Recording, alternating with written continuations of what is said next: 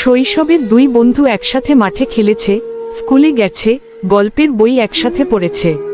সময়ের সঙ্গে সঙ্গে জীবন বদলে যায়। অর্পণের পরিবার ছিল অনেক ধনী। তাদের শহরের মাঝখানে বিশাল এক প্রাসাদ, দামি গাড়ি, চাকর বাকর সবই ছিল। রাহুলের পরিবার ছিল গরিব। বাবার একটা ছোট দোকান, সেই আয়ই কোনো রকমে সংসার চলত। একদিন বশির তার পুরনো বন্ধু রাহুলকে বাড়িতে দাওয়াত দিল।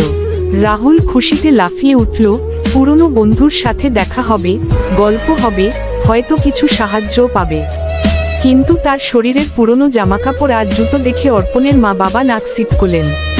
এই ছেলেকে কি দাওয়াত দিয়েছ? দেখেছ কেমন কাপড়ে এসেছে? বশিরও তখন মাথা ঘুরিয়ে ফেলল।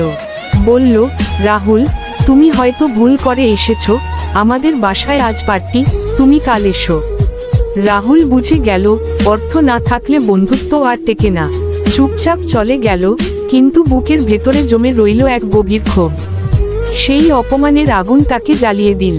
রাহুল ঠিক করল, সে কিছু একটা করবেই। ছোট একটা দোকানে কাজ শুরু করলো, রাতে পড়াশোনা চালিয়ে গেল।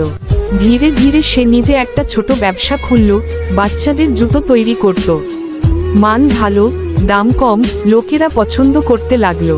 কষ্ট, নিষ্ঠা আর মেধার জোরে কয়েক বছরের মধ্যে সে হয়ে উঠল দেশের অন্যতম সফল উদ্যোক্তা।